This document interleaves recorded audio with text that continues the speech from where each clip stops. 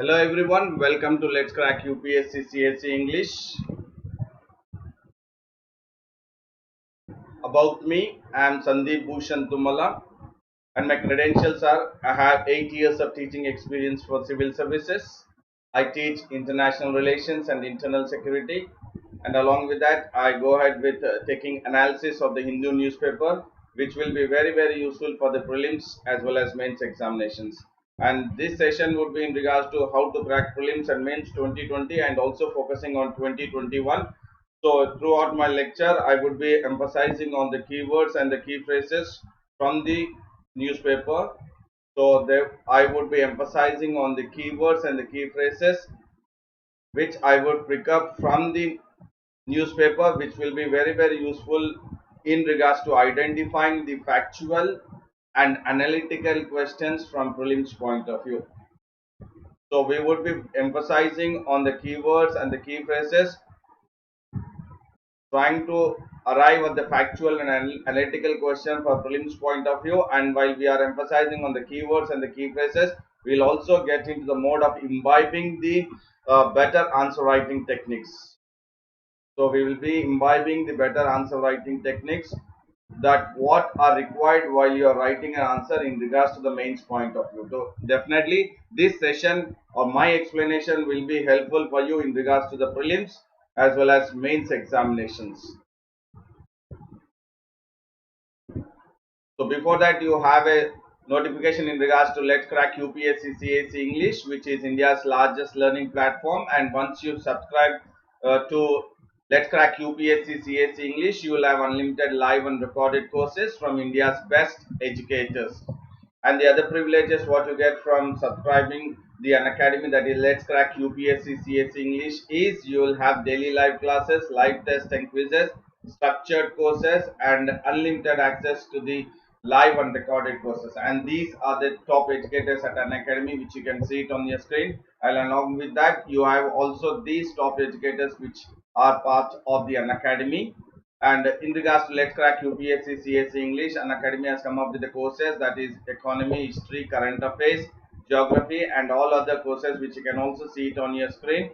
And the other courses offered are ethics, integrity and aptitude, internal security, social issues, and all other courses which you can also see it on your screen. And in regards to Let's Crack UPSC CSE English subscription, you have 12-month subscription and 24-month subscription. 12-month subscription, the original price is 40,000, and 24-month subscription, the original price is 48,000. So it's always recommended to go ahead with 24 months Let's Crack UPSC CSE English subscription, wherein the original price is 48,000. And you can use my code SBT10, that is Sandeep Bhushan Thummala 10. You will get 10% on the original price, that is 48,000, and the discounted price would be 43,200 upon 48,000. So you will be paying effectively only for 13 months. So that is the privilege wherein the Unacademy is offering to the civil servant aspirant, that you will be paying the amount for the only 13 months. So you will be paying the amount only for the 13 months, that is 12 months plus 1 month, that is 40,000 for 12 months the original price, and 1 month the original price is 8,000. So the together 13 months the price is 48,000, but you are getting for the entire 24 month subscription. So do take the privilege, advantage and opportunity which is being offered by Unacademy, that you would be paying, the civil servant aspirants will be paying the amount only for 13 months, but you will get the entire 24 month subscription. And do not forget, while you are subscribing, to use my code SBT10, that is Sandeep Bhushan Thummala 10, and attain or avail the discount, that is 10%, and the amount discounted price would be just 43,200. And Unacademy has also launched the UPSC CSE English in 10 minutes, which the topics will be covered within 10 minutes itself, and all the topics will be covered in English which will be relevant to the UPSC, are covered under 10 minutes, and all the topics will be crisp, concise and to the point, which will be very useful for the civil services, that is in regards to UPSC prelims 2020. And as you have the access to Let's Crack UPSC CSE English channel, do have access to the UPSC CSE English in 10 minutes channel also. And now I'll get into the topic, that is the analysis of the Hindu newspaper, wherein as I have re-emphasized that I would be focusing on the I will be focusing on the keywords and the key phrases which will be very useful for the prelims as well as mains examination. So before I get into the topic, I would say a very good morning to everyone who is live and also in the live chat, and also who are not in the live chat but watching. Very good morning to everyone. Good morning to Eman, Sudarshanan, Malvika Sanjeevan, and then Ramchandran, and then Deeptimai Sethi. Very good morning, Deeptimai Sethi. I think this is the first class you are attending the my session. Deeptimai Sethi. Very good morning to you. I hope you are attending my first class. So we will get into the topic, that is today's newspaper, which the newspaper or the French page talks about the working with China to resolve LAC. So definitely we have seen almost 2 to 3 weeks the issue is in regards to the face off between Indian troops and Chinese troops along the LAC in Ladakh and also in Sikkim. So along the LAC in Ladakh and Sikkim. So we have seen that definitely it is an area that we have to resolve. So definitely both the countries are sitting together and trying to resolve, and they would wish to resolve the issue which is in regards to the LIC peacefully. And who is saying this? The Ministry of External Affairs, the Srivastava, is saying that in regards to the spokesperson, Ministry of External spokesperson Srivastava is making it very clear that both the countries are that is India and China are engaged in the diplomatic and military channels. So diplomatic and military channels are being taken up as the routes or the measures that they are using the diplomatic and the military channels so that they would resolve the issue between India and China through the LAC, that is peacefully, which is the face of which is happening between Ladakh and Sikkim, Ladakh and Sikkim.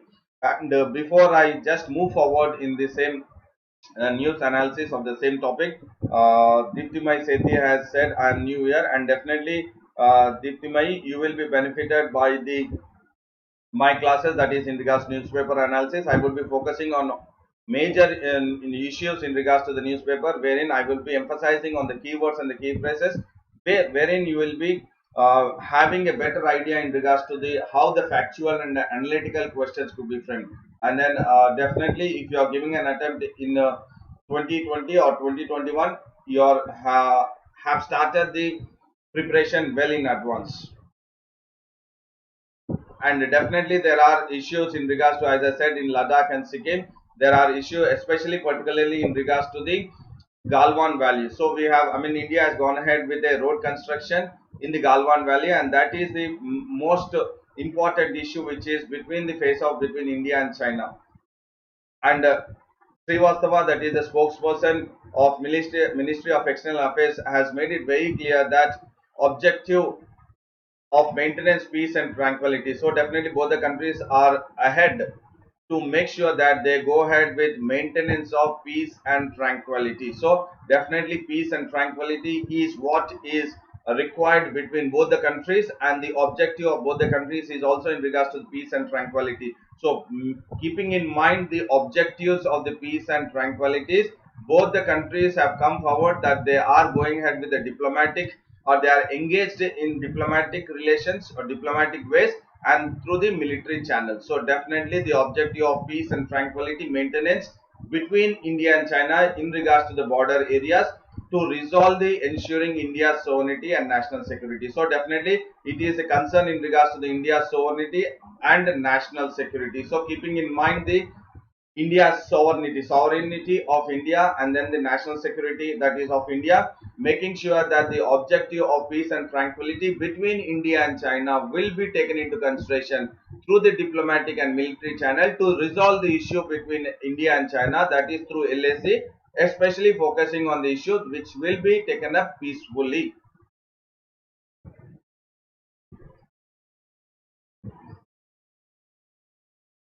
And Ministry of External Affairs spokesperson also has made it very clear that both the countries in regards to the objectives of peace and tranquility, in regards to the objectives and peace and tranquility, the external affairs spokesperson has made it very clear that they are going ahead with resolving the issue peacefully by making sure that the FI agreement, so by taking into consideration of the FI agreement on the border management. So definitely both the countries have come up with the agreements on the border management, that is the FI agreement. So definitely the objective of peace and tranquility in resolving the border issues between India and China will be based on the FI agreement of border management, which has been signed between India and China between 1993 till 2013. And this statement is very important in regards to the prelims point of view. This is very important, the FI agreement on border management. So definitely, what are the FI agreement which have been signed between India and China in regards to resolving the border manage or border issues?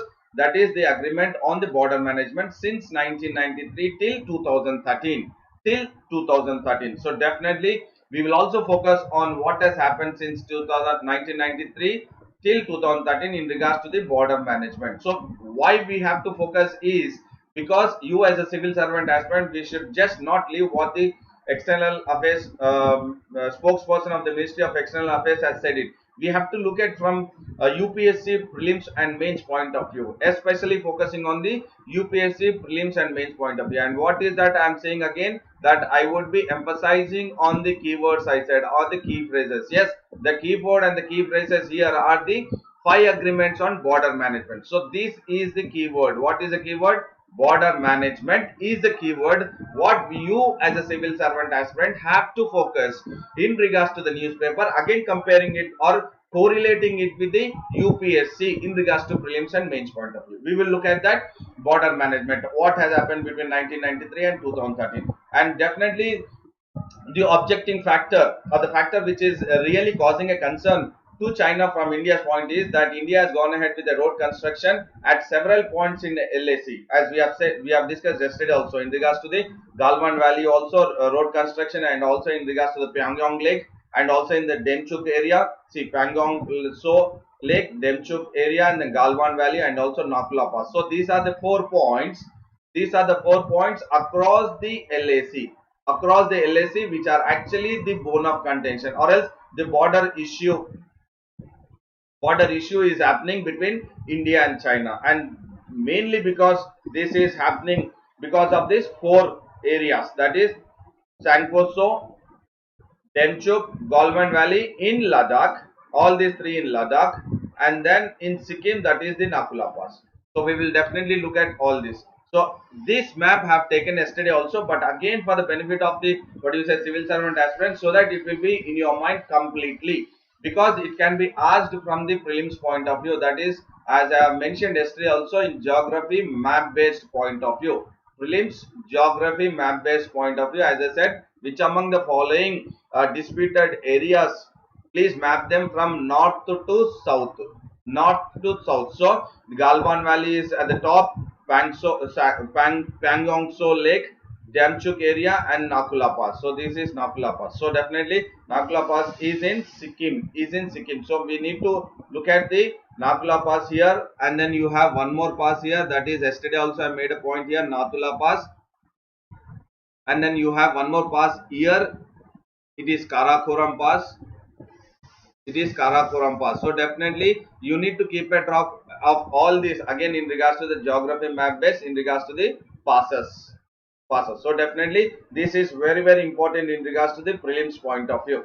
And now this whatever I have taken, this is an additional or extra information. It is not mentioned in the newspaper, but for the benefit of the civil servant aspirant, I have taken this so that you also should get into the mode of, because as I said that I will be focusing on the keywords. So what is the keyword I have taken here? 5 agreements on border management. So Ministry of External Affairs spokesperson has made it. We will resolve according to the 5 agreements on border management.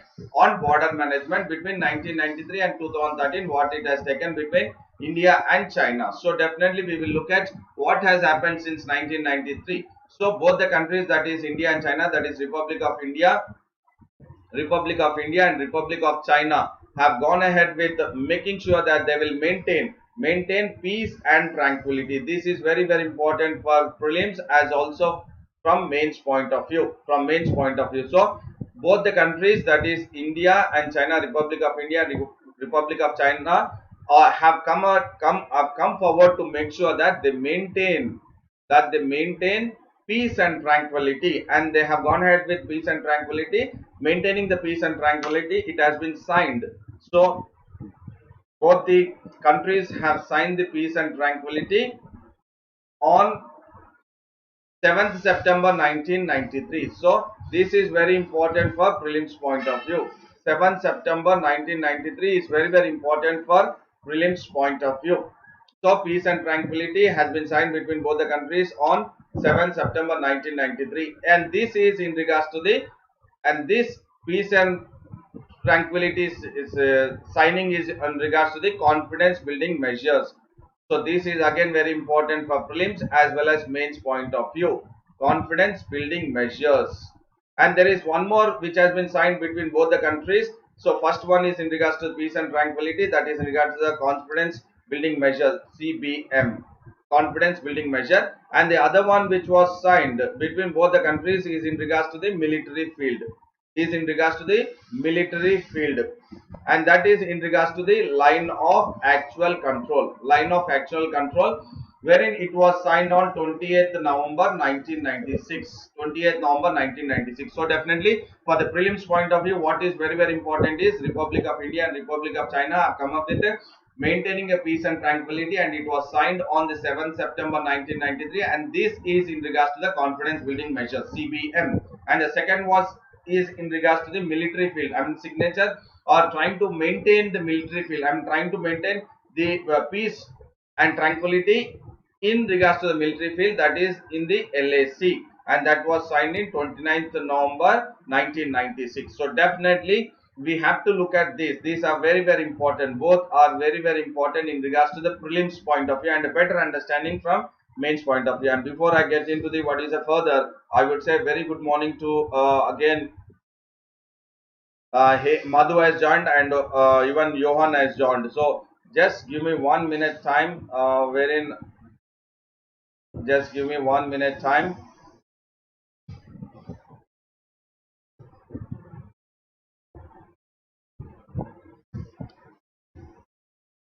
So you have to make sure that you are focusing on the what the Ministry of External Affairs or the Secretary or the spokesperson in regards to home and in regards to the defense, finance, whatever they say, we need to make sure that we need to link it with the civil services or UPSC point of view. And definitely again there was one more signature or one more which has taken place in regards to the protocol or implementation of.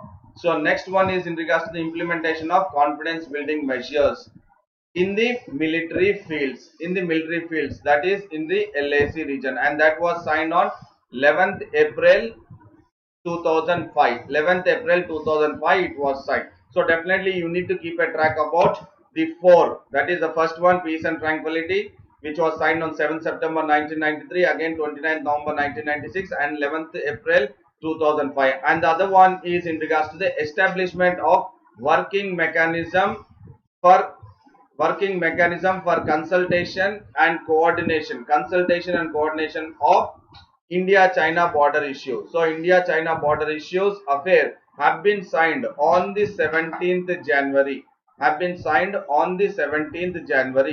So this is very important in regards to how we are trying to understand that the additional information what is there will be very useful for the prelims as well as mains examinations.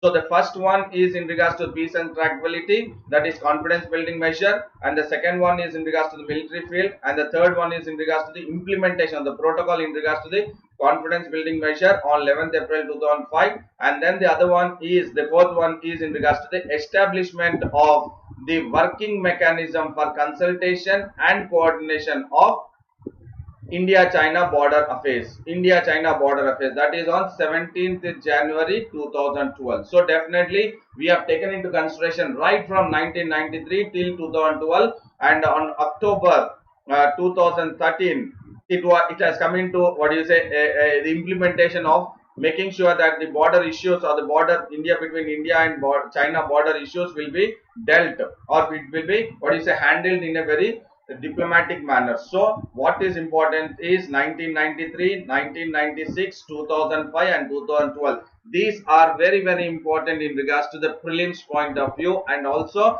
mains in regards to trying to understand the conceptual or the the how the border issues can be handled diplomatically between India and China. So please do take into consideration 1993, 1996, 2005, 2005 and 2012. This is an extra information or additional information which I am giving it to you, so that you will have a thorough understanding about the agreement on border management. So agreement on border management is that what we have taken into consideration right from 1993, 1996, 2005 and 2012. And how this will be, what you say, handled? First, it will be handled in regards to the fire agreement, that is flag meetings will be taken up at, what you say, depending upon the designated places during the flag meetings along the line of actual control. Along the line of actual control, the flag meetings will take place. The first one, the fire agreement, and the second one is the periodic meeting between the offices relevant to military regions. So definitely the military regions between both the sides, that is India and China, we will be having the periodic meeting. First one is the flag meeting, and the third one is again in regards to the periodic meeting. These are the agreements which will take place between, what you say, Ministry of Defense, that is Ministry of Defense from India side, and then the National Defense from the China side. So please do take it into consideration. This is very important in regards to how you are understanding the border management between India and China. And then the fourth one is in regards to the meetings of working mechanism, meetings in regards to the working mechanisms that we have discussed. That it was in the year 2012. Both the countries have come up with the signature in the 2012, and this is what it is: working mechanism for consultation and coordination of India-China border affairs. India-China border affairs. So fourth one is in regards to meetings in regards to the working mechanism, how both of them will have a mechanism to deal the issue. And then the fifth one is in regards to meetings again, which will take place between both the countries, that is annual defense dialogue. Meetings in regards to the annual defense dialogue between India and China. So these are very important while you are trying to have a better understanding. That is in regards to the GS paper 2 mains, GS 2 paper 2, that is international relations. When you have a question in regards to the border management, agreements on border management, and then how the meetings will take place. So we have looked at the agreements, and then how the meetings will take place to resolve the border management. So in regards to the one who is also planning to go ahead with the optional subject as political science and international relations, this is very important concept in regards to the India and China, especially the contemporary issue, that is in regards to the handling or resolving the border issues, that is having the border management. So please do get into this. That is the first one, the flag meeting. The second one, periodic meeting between the military regions of both India and China. Flag meeting between at the designated places across the LAC. And the third one is again the periodic meetings which takes place between the Ministry of Defense and then the National Defense between India and China. This is what you say at a higher level, that is at a defense ministry level it is taking place. And the fourth one is in regards to the meetings of the working mechanisms of what, as I've said, this was signed in the year 2012 between both the countries, that is in regards to the consultation and coordination between India-China border affairs. And the fifth one is in regards to the meetings in regards to the annual defense dialogue. So there is a defense dialogue between both the countries, that is India and China. You have an annual defense dialogue. So this dialogue, through these dialogues also, any skirmishes or any face-off, any standoff between Indian troops and Chinese troops will be dealt, will be handled, will be discussed in this meeting, that is annual defense meeting. So these are the 5 things which you need to take it into consideration. And I'm reiterating once again, this is an extra information or additional information which is not in the newspaper, but I've taken it for the benefit of all the civil servant aspirant, which will be very, very useful for prelims point of view. Because as I said, the 1993, from 1993, 1996, 2005, 2012. So do take into consideration these years signatures, what we have gone ahead with the having the agreement, signature, protocol, confidence building measures in regards to military field, LSC, and then again in regards to working mechanism, and also in regards to the border affairs. So all these are very, very important, and then do consider this. And the other news is Ramchandran has, before I start this, Ramchandran has said that international relations questions only come from current affairs, or we should know more. Yes, definitely very good question, Ramchandran. You need to know the basics. You need to certainly know the basics. Basics are very, very important. Basics, when I'm saying basics, it is between India with other countries. You need to know that India with neighboring countries, or India with Southeast Asian countries, or India with West Asian countries, India with Middle East countries, India with European countries, India with African countries, African continent itself, or African Union, to be more specific, African Union, around 40 plus countries, African Union. So this is the way how you need to actually start your basics in regards to having the relations, how the relations have actually started. So this is what the, if you look at the basic relation here between India and China, is the first one, the maintenance of peace and tranquility. This is the first and foremost base. I mean, again, this is based on what? Panchashil. Please to understand, this maintenance of peace and tranquility is, again, you have the basics or the fundamentals, or you the peace and tranquility is derived from the Panchashil between both India and China. Please to understand, Ramchandran, I think you are getting the point. So basics are very important, from where the diplomatic relations have started, or the relations even before it is not only just after independence.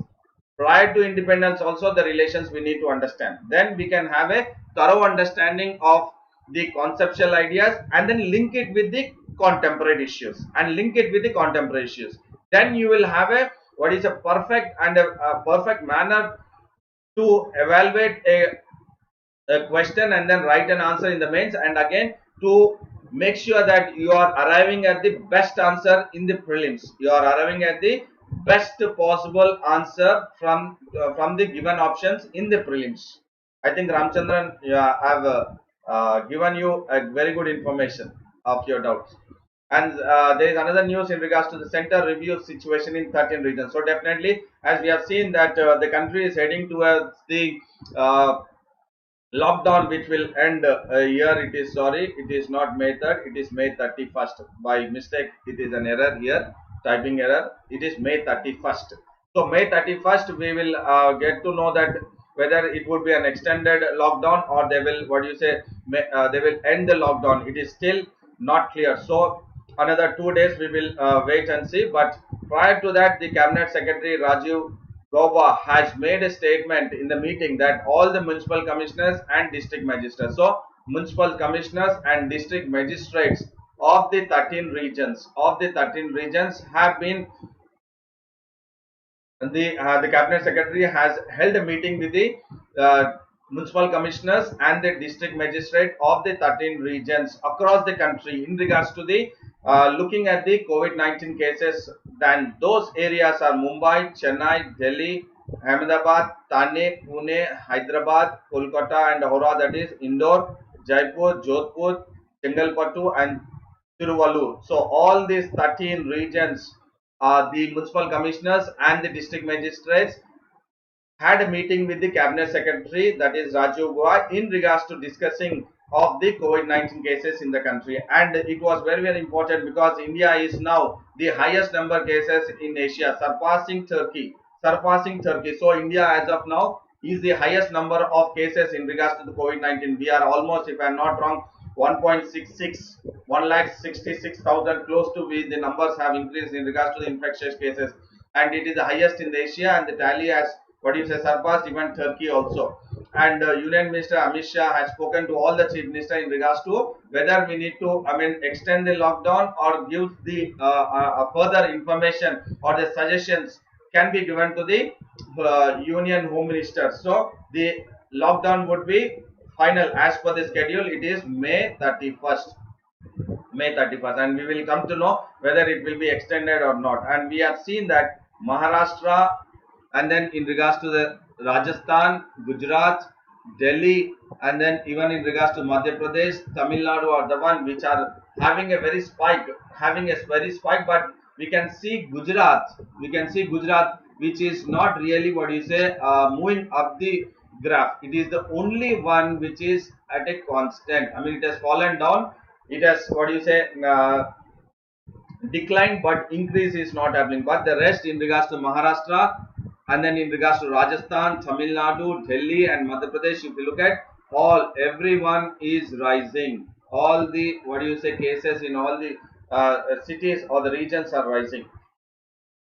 And there is another news in regards to what Supreme Court has said is in regards to the migrant workers. So Supreme Court has made it very clear that the train fare or the bus fare should not be charged by the railways or by the state governments or the RTC, that is the Road Transport Corporation of the particular state, that they should not charge the bus or the train fare, which has been said by the Supreme Court. So Supreme Court has said that ban the railways, in regards to forbid, that is prevent the railways. It is asking the railways and the state governments to not go ahead with demanding or challenging. It is asking, or it has asked the railways and the state governments not to demand or challenge the train or bus fares from the stranded migrant workers. So look at the Supreme Court has come to the rescue of the migrant workers who are stranded. That means who are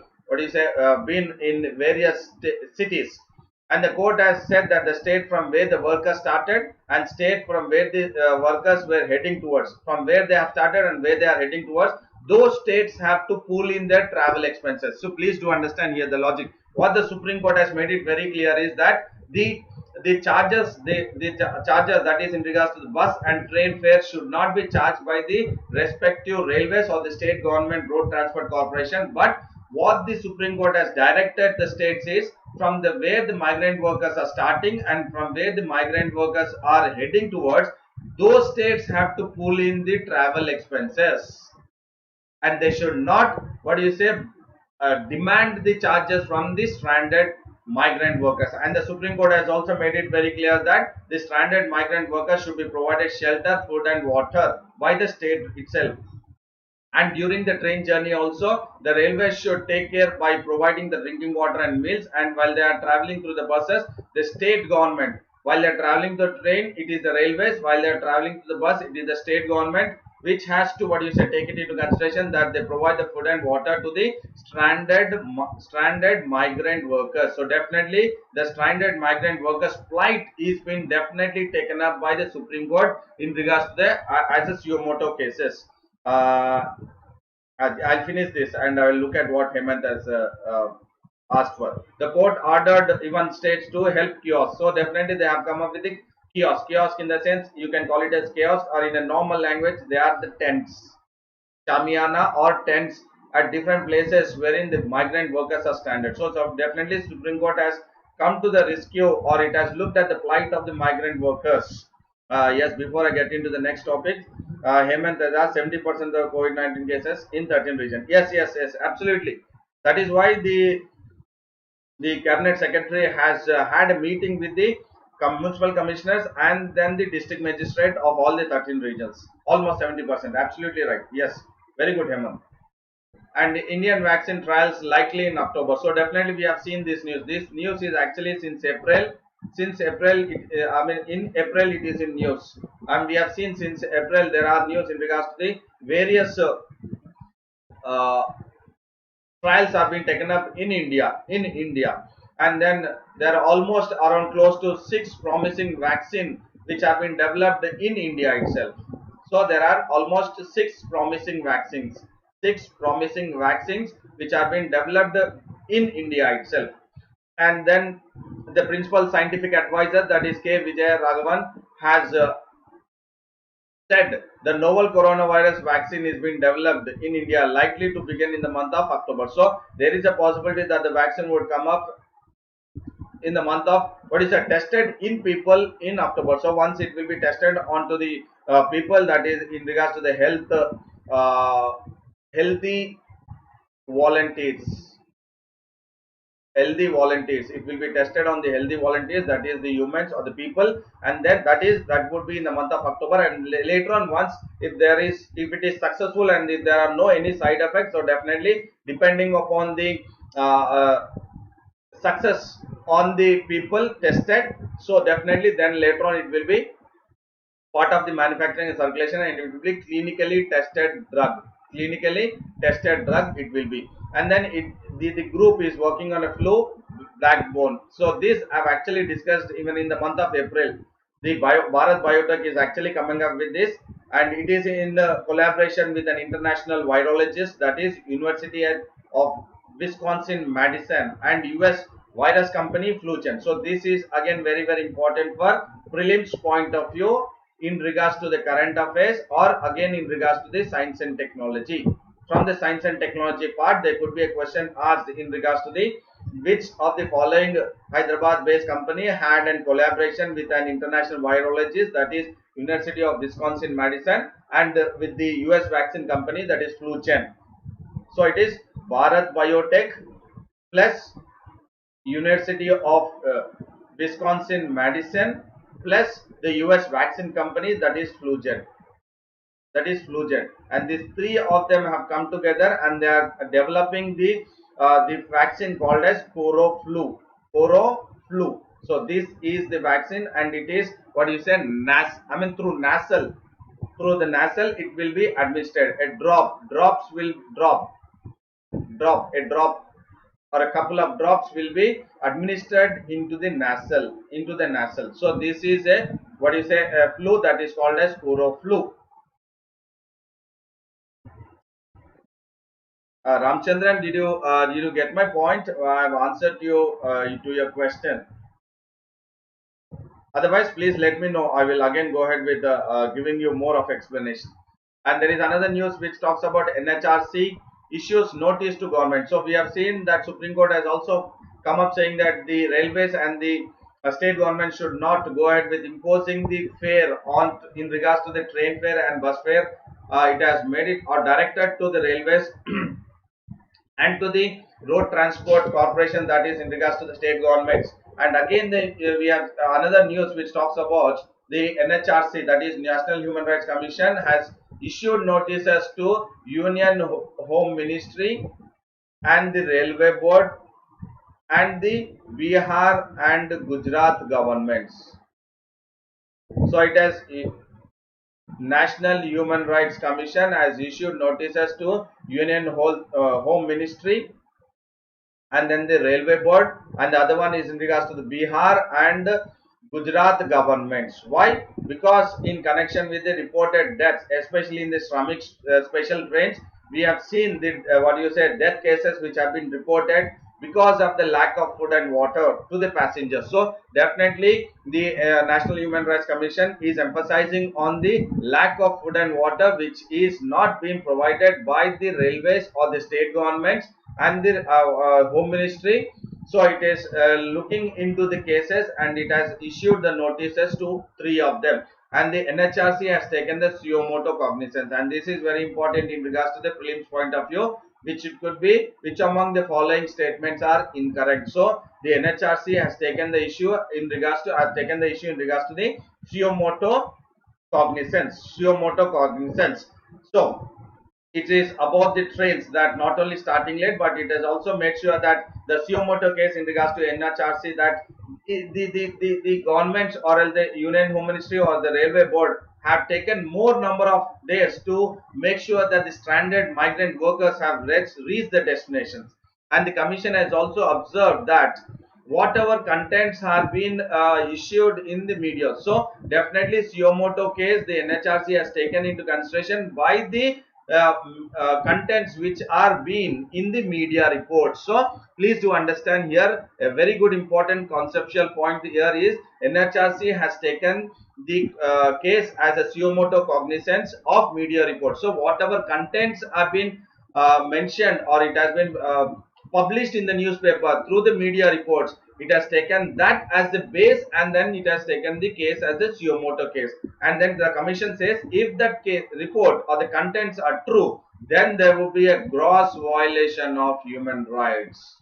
So definitely the NHRC has issued the notice very strictly to the Union Home Ministry, Railway Board and then Bihar and then Gujarat governments that if the reports are true, that this contents in the media report, because it is only through the contents of the media report NHRC has taken this case as a suo motu cognizance, and if it is what you said true, then there would be a gross violation of human rights. And then in regards to the home ministry, the home ministry secretary will get the notice, RNB, the commission, the railway board chairman will get the notice, and here again the chief secretary of both Bihar and Gujarat government will receive the notices from NHRC. Please do understand here the secretary of the Union Health Ministry will receive the notice here. In regards to the railway board, the chairman will receive the notice from the NHRC, and in regards to the Bihar and Gujarat government, the chief secretary of Bihar and Gujarat government respectively will receive the notices from the NHRC. And then NHRC. Now again, I have taken this as an additional information or extra information for the civil servant aspirants, for the benefit of the civil servant aspirant, wherein this NHRC is not what you say in the newspaper. Just we have what you say NHRC has issued notice. So I have taken this as a keyword.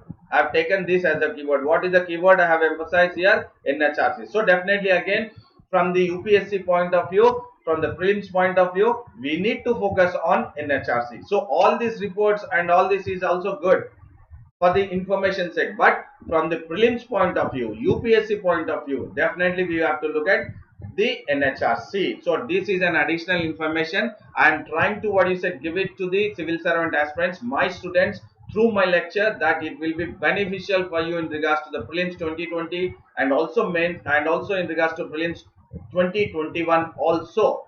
So NHRC was established in the year that is 12th October 1993. This is again very important from prelims point of view.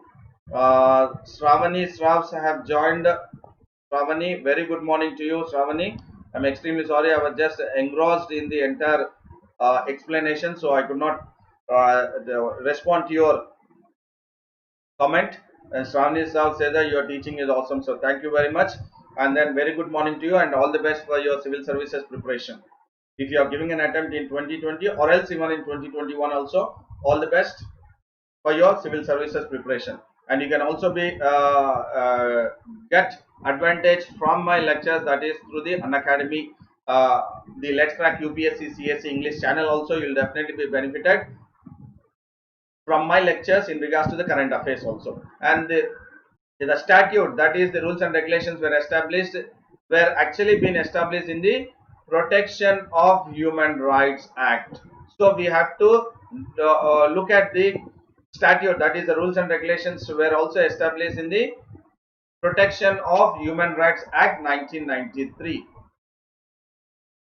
and was amended by the Protection of Human Rights Amendment Act of 2006. So this is again very, very important from prelims point of view. Absolutely prelims point of view. It could be asked which among the following statements are incorrect in regards to the NHRC or incorrect in regards to the NHRC. So definitely NHRC has been established on 12th October 1993, and the statutes were it was established under the Protection of Human Rights Act 1993, Protection of Human Rights Act 1993, and it was amended once in the what do you say, that is as per the Protection of Human Rights Amendment Act 2006, and this was in conformity, that is in regards to the National Human Rights Commission is in conformity or in conjunction with or on the sidelines of the Paris Principle. Again, this is very important for prelims point of view, because here this is the keyword, Paris Principles. Paris Principles is a keyword which is very important for prelims point of view. So the National Human Rights Commission, or else in regards to protection of human rights, and the Protection of Human Rights Amendment Act 2006 is also in conformity in regards to the Paris Principles, which were actually, these Paris Principles were adopted at the first international workshop. It was adopted in the first international workshops, which were actually for the promotion and protection of human rights. So the main or the intention was for the promotion and protection of what? Human rights. So the Paris Principles were adopted in the first international workshop, and in the international workshops they were in regards to the main focus was on regards to the promotion and protection of human rights, which were held in Paris in the year 1991. So based on the first international workshop, that is in regards to the protection and promotion of the human rights, which was held in 1999, and it was endorsed, it was signed or endorsed by the UN General Assembly, when it was endorsed on 28th December 1993. So this is very important. So first it was, all these are in regards to the Paris Principle, which was adopted in the first international workshop, wherein its focus was in regards to the promotion and protection of human rights, and then it was endorsed in the United Nations General Assembly on 20th December 1993. So definitely we are looking at the entire National Human Rights Commission, which is in conformity with the Paris Principle, which was endorsed by the UNGA, that is United Nations General Assembly, in the regulation, that is 48/134. So UNGA regulation. So you have regulations, that is UNGA regulation 48/134 of 20th December 1993, and there is a section which is section 2 of one of the Protection of Human Rights Amendment Act defines human rights as, so here we are looking at the definition of human rights. What is human rights? So this is again very important for prelims point of view. This is the keyword, that is definition of human rights is what? The rights relating to life, liberty, equality and dignity of the individual guaranteed by the Constitution of, or else Indian Constitution, or embodied in the international covenants, that is international rules and regulations, and which are enforceable by the court. So definitely we have to look at the definition of human rights. So what does the human rights say? That it is the rights relating to the life, liberty, equality and dignity, LLED or LLED. It is in regards to the life, liberty, equality and dignity of the individual guaranteed, which are guaranteed in the Indian Constitution, or which are in the international covenants. International covenants in the sense rules and regulations, and which are enforceable by the courts. So definitely the definition is very important. That is, human rights is defined as the rights relating to life, liberty, equality, dignity, which are of the individuals which are guaranteed by the Indian Constitution or by the international covenants, that is rules and regulations, and which are enforceable by the courts. So this is very important. And the another news is in regards to China has passed the controversial Hong Kong law. So definitely yesterday I have taken the 10:15 every day 10:15 a.m. I come up with another session, that is trending or analysis of the trending editorials and articles. And yesterday I have taken the entire the dispute or what is between Hong Kong and China. You can also follow that. You can also follow the session which I have taken yesterday, that is 10:15 a.m. that is in regards to the rising tide. The title was Rising Tide. So there you can get the entire almost 1 hour 15 minutes session, that is in regards to the rising tide between Hong Kong and China. And today's news is regards to China has passed the controversial Hong Kong law. So national security law which was passed, which was actually to be passed in the Hong Kong Legislative Council, or you call it as Hong Kong Lego. LECO. Hong Kong Legislative Council. So as it was not passed in the Hong Kong Legislative Council, so it was passed in the national, at the closing session of the National People Congress in Beijing, and then it has been passed by 2,878 members who have voted for, and 1 against, and 6 have abstained. And this law which has been passed will empower Beijing to draft national security laws. Please do understand, the law which has been passed will empower Beijing to draft national security laws for the special administrative region of Hong Kong, or you can say HKSAR. So the China or the Beijing will have the power, or it will be empowered to draft the national security laws of Hong Kong Special Administrative Region. And the law called the NPC's decision on establishing or improving the legal system and enforcement mechanism. So definitely the China is coming up that saying that it has gone ahead with improving the legal system and enforcement mechanism in Hong Kong Special Administrative Region by the coming up with the, or else passing of the new law, that is the national security law. China is saying that they have improved the legal system and enforcement mechanism. This is very important. Enforcement mechanism for the Hong Kong Special Administrative Region. Why? Because they are very clear that they have come up with the national security law because they wanted to make sure that they safeguard their national security. Safeguard their national security. So China says that they are worried about, they are concerned about the national, its security. Its security, they are concerned from the terrorism. So they are concerned by the terrorism or terrorist acts. So that is why they have come up with the improving, or they come up with the passing the national security law by improving the legal system and enforcement mechanism to safeguard the national security. So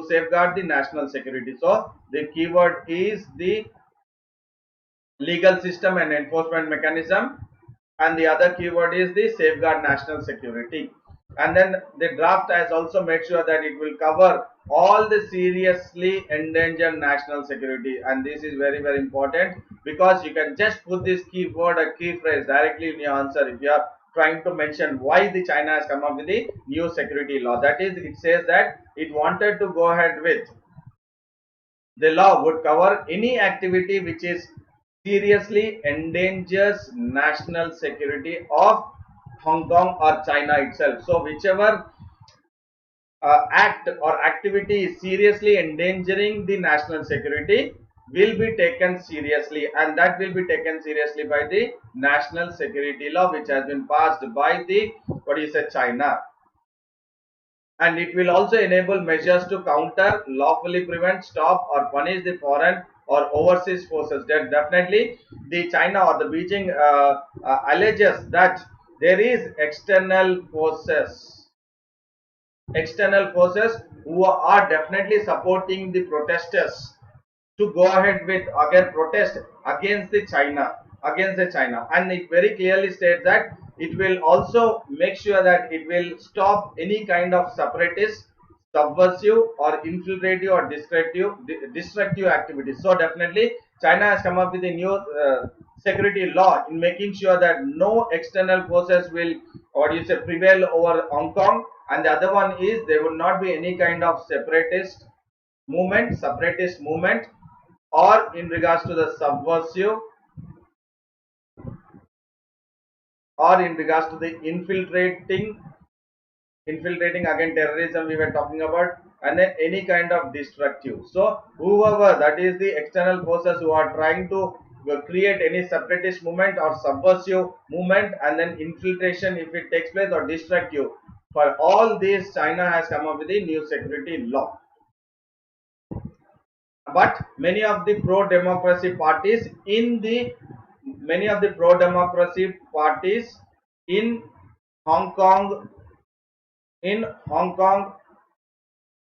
special administrative region, they have come up with, they are saying that it is against the one country two system policy. It is against the one country two system policy by passing the law, that is national security, new security law. So the pro-democracy, I repeat, pro-democracy parties in Hong Kong special administrative region, they are saying that it is against the one country two system model. It is against the one country two system models. And we know that since 1997 the British has officially handed over Hong Kong to China, and then from then we have Hong Kong has a concept called as basic law, and through the basic law the executive, the legislative and the judiciary are part of the Hong Kong, or they will be administered by the Hong Kong Special Administrative Region or Hong Kong people itself. But the defense and foreign affairs, will be with the China or Beijing.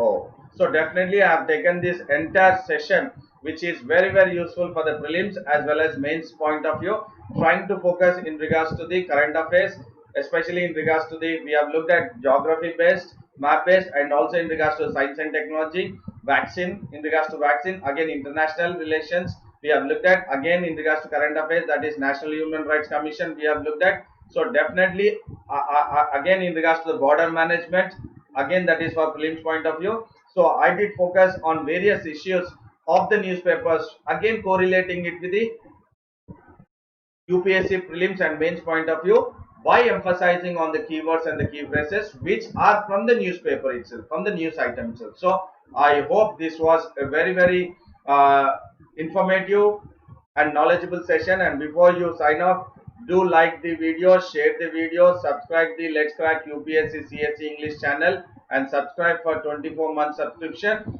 by using my code SBT10, Sandeep Bhushan Thummala 10, wherein you will get 10% discount, and the discounted price would be 43,200 for 24 months. But you will be actually paying only for the 13 months amount you will be paying only for 13 months, but you will get for the entire 24-month subscription. And who haven't downloaded the Unacademy Learners app, please go ahead with downloading the Unacademy Learners app, because you can have access to the Unacademy special classes, wherein you can have access to various courses which are taken up by the various educators. So definitely you can have the classes from or the courses from various educators also, and go ahead with logging in or having access to the UPSC CSE English in 10 minutes channel also.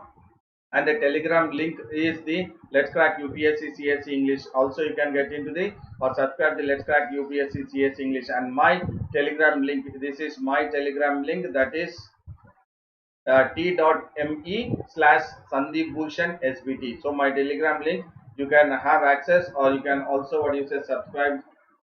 You can have access or subscribe to the my Telegram link, that is t.me/Sandeep Bhushan SBT. So Hemant, yeah, definitely I'll look at it. And now the next session is at 10:15 a.m., which is in regards to the analysis of the trending editorials and articles. So definitely you'll also be benefited from prelims and also mains point of view. Yes, now I'll come to the point. Hemant, which year current affairs are important for those preparing for 2023? Actually, 1.5 years to 2 years is very, very important in regards to conceptual and also trying to understand the analytical point of view. And if you are really preparing from now onwards, you will have an edge over all the others who would be giving an attempt in the year 2023. You will be definitely having an edge, because you will have the entire understanding of the conceptual, or you will have a thorough understanding about all the topics of all the subjects which are related to the the portion of the prelims and also mains point of view. So definitely you are definitely at an, what do you say, having or would have an edge over others if you are definitely starting the preparation right from now itself. So definitely you are in the right platform. You have taken a right decision to start the preparation right from now. And in regards to the current affairs, very focusing which could be the probable question, because it is not that you will get a question only from, what you say, 18 months or 24 months prior to the exam, the year which you are giving an attempt. There could be questions wherein they would ask the in which among the following statements, if the question is asked, so they would give the question which is the background effect or the entire, what is it, the additional information wherein it will go, it will date back to even almost 20, 30, 40, 50 years back also there would be a question, or when one of the statement in the question could be even the issue or the statement which is part of 20, 30, 40, 50 years, what is it, back also. So definitely having the conceptual ideas are very, very important. Current affairs, yes, definitely they will ask you almost, what you said, 18 to 24 months. It is to be on a safer side. Many of them say 12 months is required, but 18 to 24 months to be on a safer side. It is very, very important. And frankly speaking, you are on the right track. You have just got the, what you say, the initial thrust. You are on the right platform. And then I would say a very big thank you to everyone. Thank you all, and all the best for your preparation also. And then Hemant, Sudarshanan, Malvika, Ramchandran, Deepti, Madhu, Johan. Johan, very good morning. Sorry, I could not read your.